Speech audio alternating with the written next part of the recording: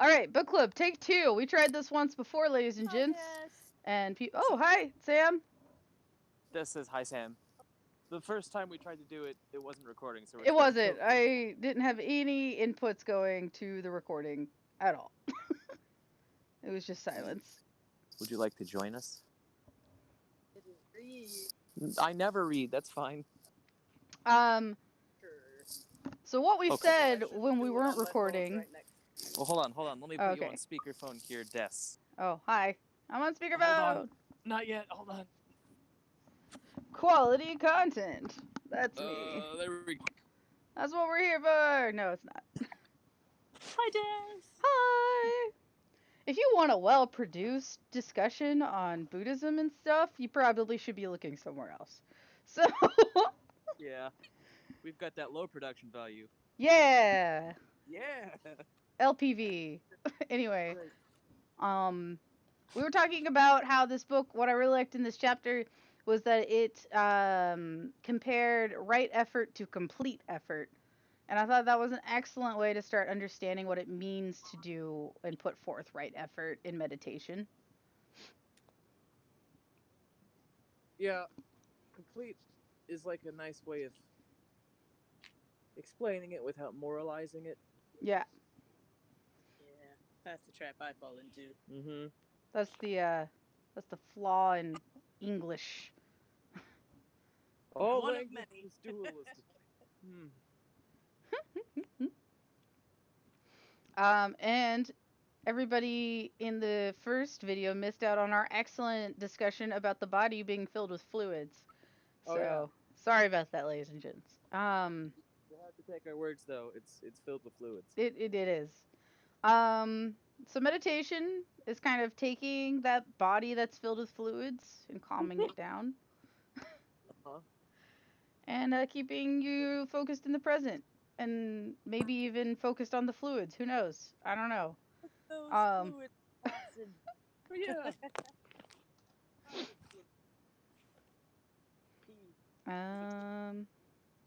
Sim, did you read this chapter? I did not.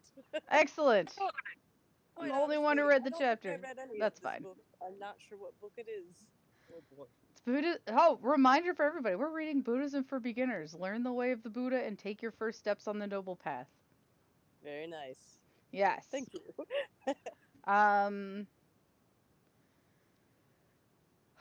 The book does a good job of not saying meditation cures everything.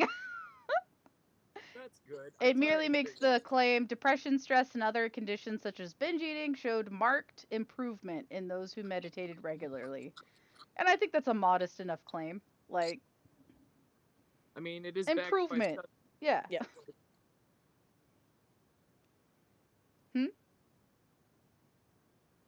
To whom? Hmm. You. I said, well, it is backed by studies. Mm-hmm. So. That was it. Mm. There's no single formula for cultivating mindfulness. Techniques can be adapted to your individual needs and goals.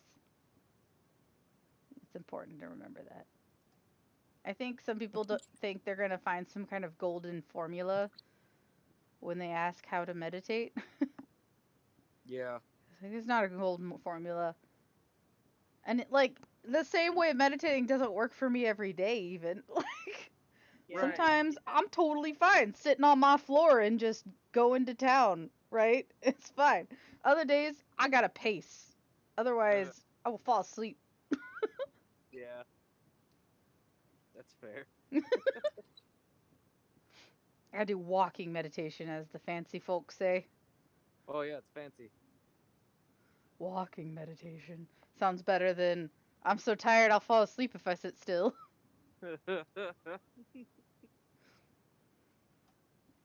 Then it goes into some basic steps of meditation.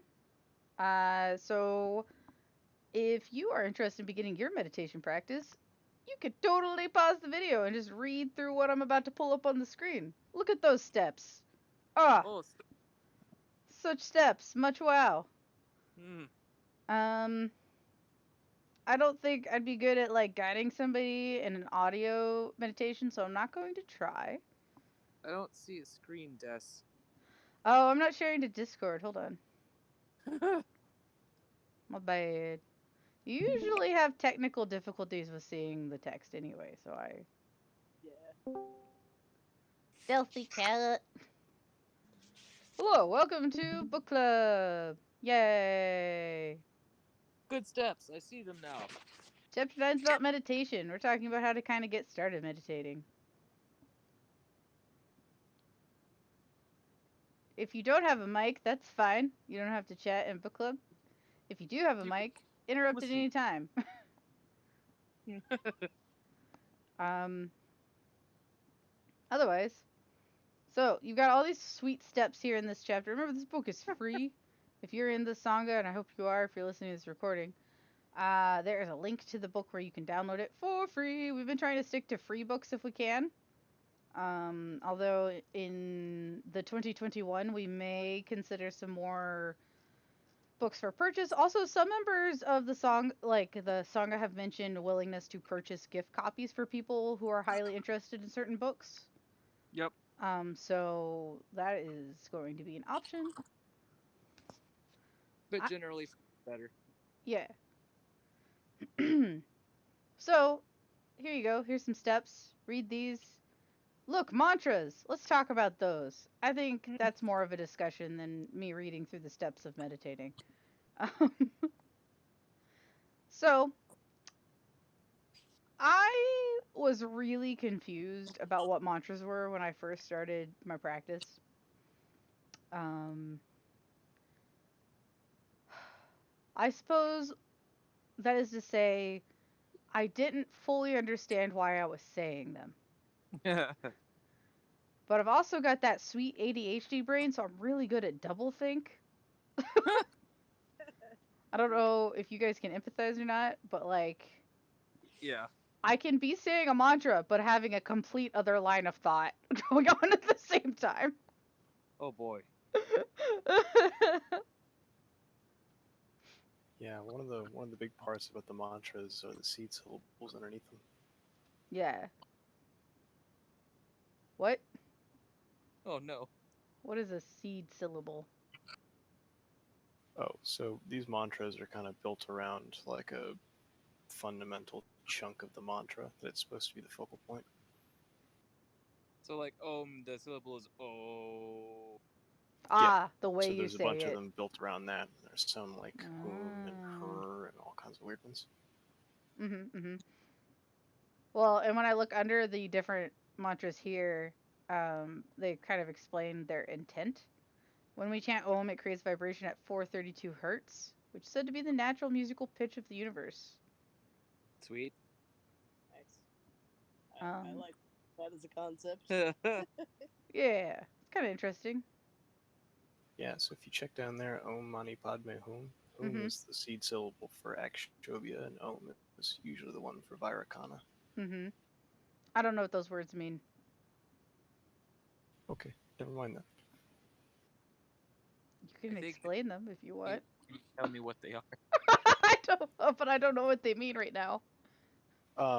They have this system of meditation Buddhas that represent like abstract concepts that you're supposed to work towards, and then they have like this flowering out visualization where you have like the historical Buddha of emptiness right in the middle, and then you have different ones involving transmuting shit from anger to mirror wisdom or envy to charity, shit like that. And then Whom is specifically the one for wisdom with Akshobhya, which is the one that I've been studying more. Okay. Very cool. Tell me again, like I'm 5. You make the noise and it does something, and it also links the thing to a mode of thinking. Better. Thank you.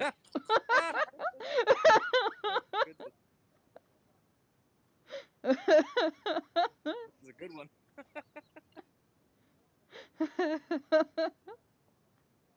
The book has a little list of some English mantras that people use also. This one's cute. I'm a magnet for joy and love and abundance. Yeah. I like the idea of being a magnet. It fills my head with happiness. Strangely I cute. like the idea of being a magnet. One day, Des, when you grow up. I too will get to be a magnet. Yeah. Um, I think you just mentioned this something about the flowering out, sort of like a mandala, right? Stealthy. Yeah, there's a couple of mandalas that get tied into them. The book mentions that here. Other foci for meditation include mandalas, flowers, candles, or other simple objects you use as starting points for clear, pure intent. Um, did you get a chance to read this chapter, Stealthy Cat? Nope, I just pulled it out of nowhere. Okay. Real quick, I'm gonna keep going back to this because I thought it was real good. Chapter one of the things it starts out doing is talking about right effort, or describing it as complete effort. And just a shout out to that being a great way to kind of start understanding the concept of right effort. That's like the biggest chunk to all of this, and I really love that part. So I thought that was really good. I think, as I was telling Silent Gong and Icaria earlier, that when I started my practice, the idea of right effort was something I really struggled with, because then I was like, what is wrong effort? And just trying to Hitting wrap your my head with mind. a rock would be wrong effort. Hmm. More than likely. Possibly. Pretty sure. There's Feel definitely very wrong effort, strongly it's for a sure, bad for idea. sure. um. So, and then the book also points out, that all of these practice and things can be adapted to an individual. And I thought that was a really great point, and something that any practitioner needs to really keep in mind is like, just because the way of somebody else meditates doesn't mean it's going to be the absolute only way to do it or the best way for you to do it. Um, One of the tips for mantras mhm. is to really emphasize each syllable Mm. and to really, like, there's certain parts of your body that clench up when you make certain noises, and there's like a certain amount of air that comes through when you really emphasize the tone, and those kind of come through more so than they need to with mantras. Mhm. Hmm.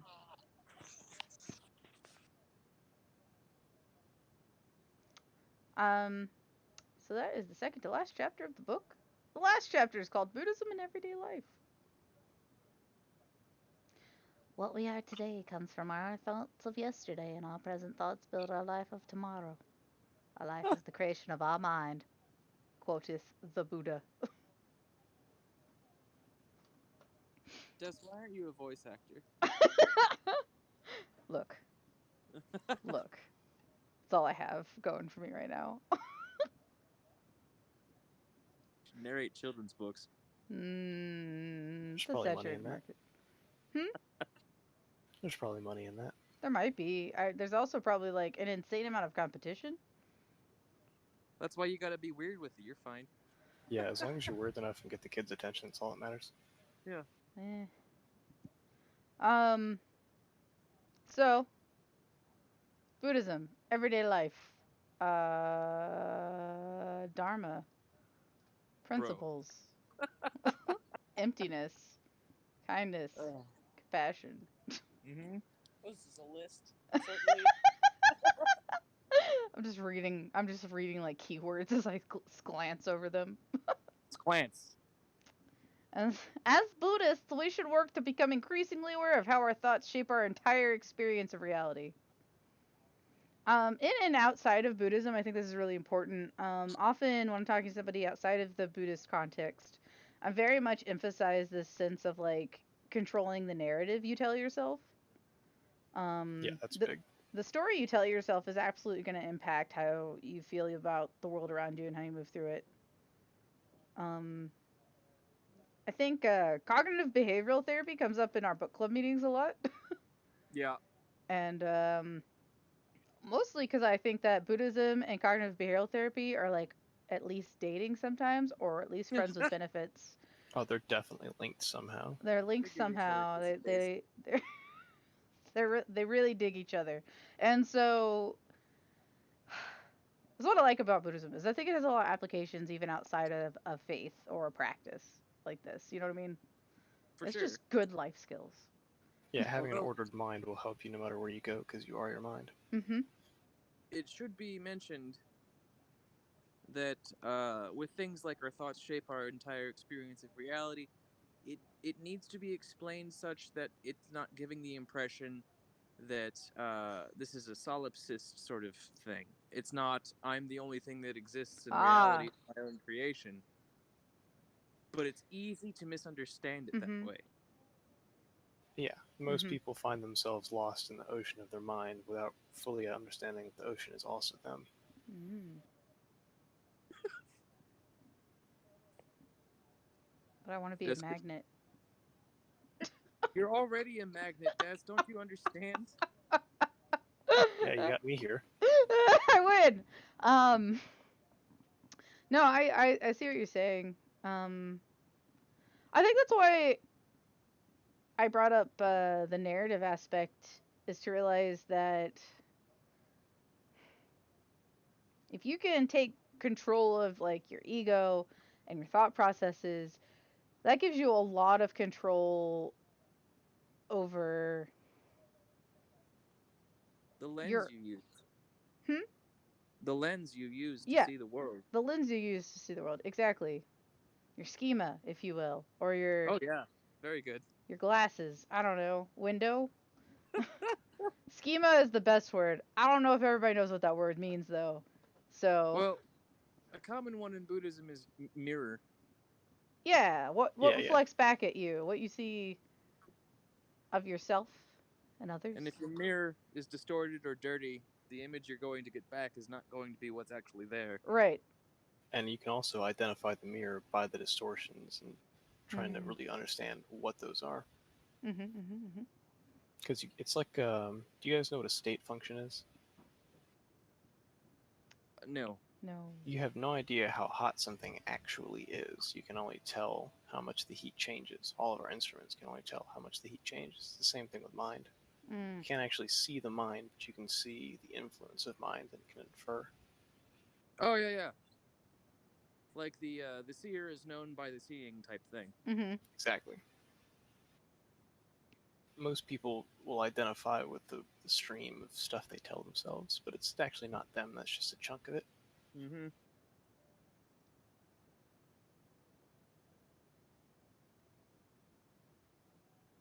Once a person has found peace in their own heart, they can begin to bring peace and relief to others as well. Oh. Oh, this reminds me of discussion I think I was glancing over in one of the channels here in the Sangha. It was essentially the difference between viewing a Buddhist as an active person or somebody who I think is just apathetic. False distinction. The stone Buddha. Yeah, the stone Buddha versus what reality The probably living is. Buddha. Hopefully is. um so that's what this part of the chapter reminds me of is that in reality we should be practicing loving kindness. Here you go. Practicing loving kindness, charity, compassion towards all beings is an important part of living a Buddhist life. Boom. I'm gonna highlight that. Um, you observe the objects in your day-to-day life. You take the opportunity to consciously remind yourself that attachment to material items does not bring you lasting peace. And if you can, the impermanence, the work of the world, and accept everything as it is. But that doesn't mean like you're like, well, that person's starving. That's just the way it is. Well, So, you accept that they're starving, so then you work to give them food. Right. and that's if you're not deluded into failing to understand that their situation is similar to your own situation, and you would want food.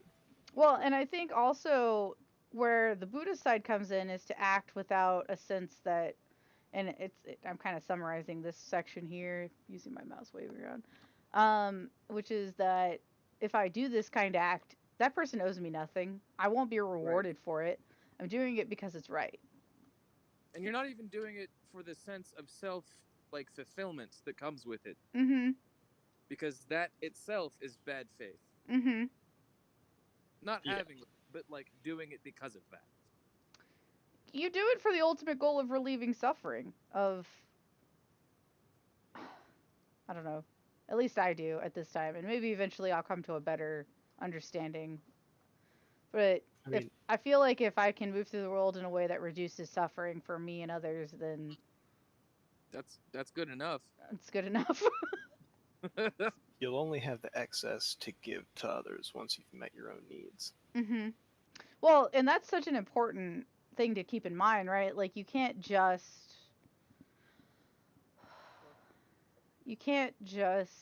ignore yourself and you reasonably meeting your needs, right? Like Yeah, compassion for others isn't the exclusive goal here. It's compassion for all.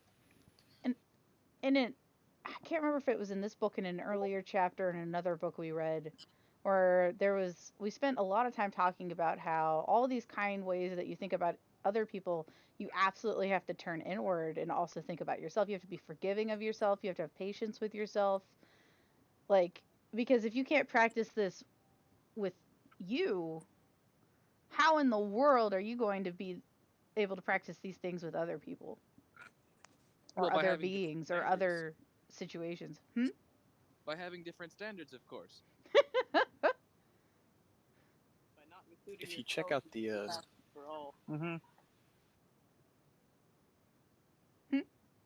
I was just mentioning that I linked some things I was talking about earlier in the chat. Ah, you put them in social. I have no idea where the chat for this one is. No problem. That's no problem. Oh, look at that. I'm sure they're not offensive in social. It's fine. It's just I see what I see the titles of the Wikipedia articles, so they're fine there too. But um, as far as linking specifically related to the book club, this is technically the more appropriate channel. Although with book club stuff, I've sometimes put it in other channels when I felt it was also appropriate there. So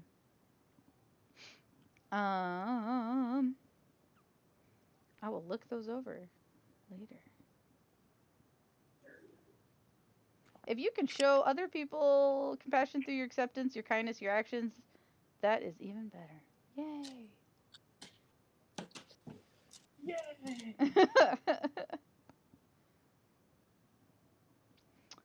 Make a point of noticing impermanence in your day. This is a good idea. Um, Generally, becoming a more mindful person helped me so much in my life as I became older. Um, so I was like hyperactive wild child growing up. I had no kinesthetic awareness. Just whap into things. My arms would just like knock things over because I would just be moving through the world too fast, or I'd be up in my head all the time, right? And so this is where I really see the more I guess the utilitarian aspects of Buddhism, um, which is that I've gained such an incredible amount of awareness of where I am in space at all times, but then also how I'm affecting that space, how I'm affecting the people in that space. Like my awareness started with just moving into my body and out of my head and has slowly grown into a much larger sphere, I suppose. So that last one that I just linked there, a Mhm. lot of people don't use the body and touch sense faculty Mhm. to its fullest extent because I mean you have constant presence of mind of where all your stuff is. You just often don't look at it or use it because Mhm. sight's more obvious. Mhm.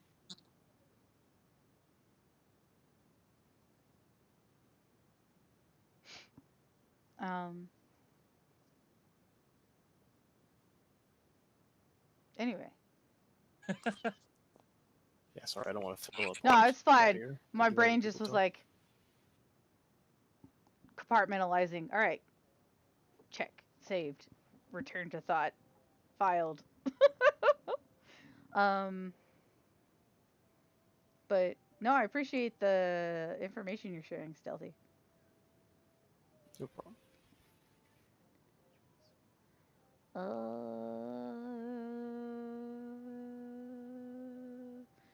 Serious hardships and adversity. I think that comes up sometimes. I don't know about you guys. No, my life is flawless and without pain. My Yeah, life is life's trying to full. kill me all the time. Yeah. Seriously though. We will inevitably experience adversity and serious hardships. Yep. These periods of intense challenge and pain can take many forms. The way we confront these challenges and the way we think about what is happening to us play a very important part in our spiritual development. Yep. Truth.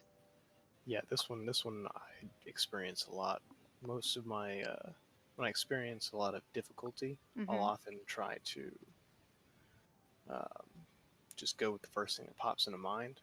The problem is usually that's irrational and brought on by anxiety and fear, Yeah. as just tends to happen when you experience pain. It's what the first thing your brain goes to, but it's usually not the best thing to make rational decisions off of. Mhm. That's what mindfulness is for. Um the book talks briefly about a Buddhist monk named William Tran and his experience with cancer. I like down here where it says that this does as he accepts the truth of living with this ailment. It doesn't mean giving up. It means accepting the nature of the challenge to one's health, planning for the future, yet living consciously for the now. I think that's really a nice, concise way of putting everything, I guess. It's not that you eliminate your perception of the the things to come. You just choose to be now. I'm not very good with words tonight. It's more than easy to look at a terminal illness Mhm. and say that you've only got so much time. A lot of people will choose to like mentally or spiritually die at the moment they see Mhm. that their life is limited, instead of choosing to live out whatever time they have left. Mhm. Sorry, I laughed. My brain immediately gave me my brain gave me a situation from a RPG I did with some people once. Which one? My sister is a bit of a lover of drama, let's say. And so I was leading a campaign for my cousin, my sister, and her fiance. And my sister, I'm GMing, and I present to her this outlandish possibility where this demon who's just been summoned goes, "You are my daughter," like, and she's just like, "I guess my character commits suicide since I'm evil. I guess." Nice. It's just like, why is this your immediate conclusion? Yeah, that's some steady logic right there. What? And I just immediately think that that must be a similar, like, I know it's outrageously different. It obviously isn't similar, but my brain was like, "Hey, that sounds like this." And so there you are. The story of how my sister's character nearly committed suicide once she was theorized to be the daughter of a demon. Hey man, you gotta follow those RPG conventions. If it's a good person, you can't live being a demon. It was her first game. She'd never played before. Those RPG games, the alignment system is a pretty good analogy to dualism. Yeah, it is. Next time in book club, we will review RPGs and Buddhism side by side. Yeah, the ethics of character creation. The ethics of character creation. Um, what else does this book talk about? Hey, William Tran, his cancer treatment was successful. Good news, everybody. Ooh, yeah, it says right there that doctors can't take care of your body, but it's up to you to take care of your mind. Mm-hmm. That's pretty tight. Mm-hmm. It's good. That is good stuff.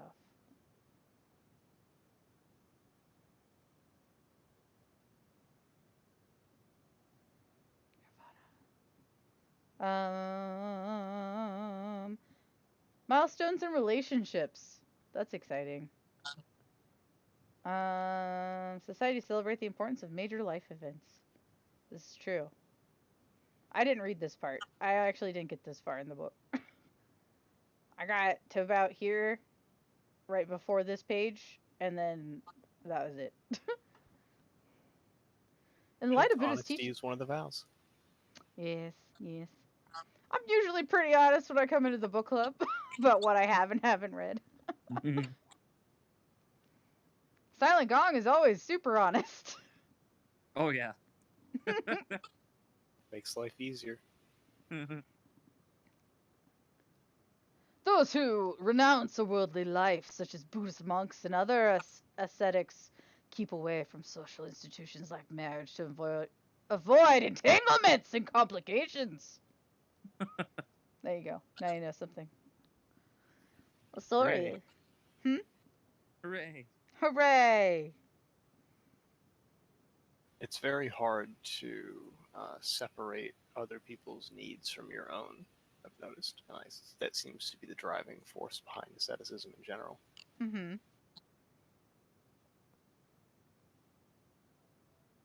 What are the 6 directions? Wait. No. That's 8. What are the 6 directions? Might be the 6 realms of samsara or something related to that. Maybe. I used to know this. Is it listed here? Nope. Wait, go back. It was listed. Was it? Well, no, it's listing like the Parents relationships. represented by the east, south, west, north, above, and below. There we go. Oh. That is what it was. I was wondering what the other 2 were. I was like, okay, we got the 4 main cardinal directions. What are the other 2? Can't forget the 3D space part. Oh, yes, 3D space. You'd think I would know these things as an artist, but no.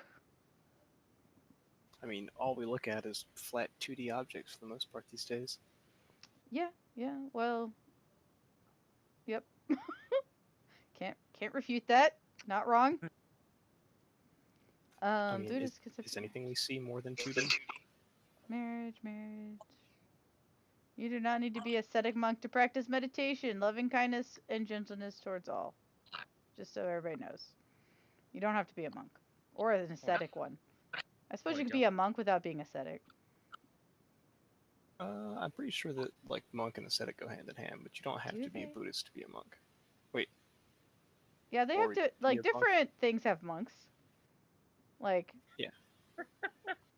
Yeah. Like, Jainism is known for being a lot more hardcore, like ascetic, and Hinduism is known for being more hedonic than Buddhism, but they're all kind of on the gradient. Yeah. That's the end of the book. The path is always there for those who are ready to walk it. Pretty much. You don't even have to get up. Well, as I know, we had some controversial opinions of Eckhart Tolle's book. Oh. But one of the things I did like about it was that, and my thought's gone. I liked that part too. Oh, I remember that you technically have all of the tools inside of you right now to reach enlightenment. I think it feels really tempting to say, oh, if I just read one more book, or if I just read go to one more Dharma talk, or if I then I'll understand, then I'll get it. But I think it was really interesting that he was talking about you, and I think this is said in other places as well, that you have everything in you necessary to reach enlightenment. No matter what cup of water you drink out of, you're still drinking water. Yeah. That's the whole you're already enlightened thing. Like, yeah. That's why all of these old dead masters are like, you don't need to be reading all of these books and jumping in circles and whatever the hell you're doing. You're already there. You just need to figure that out. You just need to, yeah. And I mean, I like reading books, obviously, and talking about them, but once you drop the need, mm-hmm. the prerequisite, then you're just reading a book. So Why? anyway, something to think about. Food for thought. You already have Indeed. it inside you to be enlightened. You are, and as Silent Gong said, you're already there. I want to say might, because I'm not sure I fully understand already being enlightened, but not being enlightened. It's more of a you're deluding yourself via intermediaries, but once you stop doing that, the actual nature of mind is enlightenment. Ah, yes. Okay, that makes more sense. Yeah. Yeah. Or something attachment something. Yeah.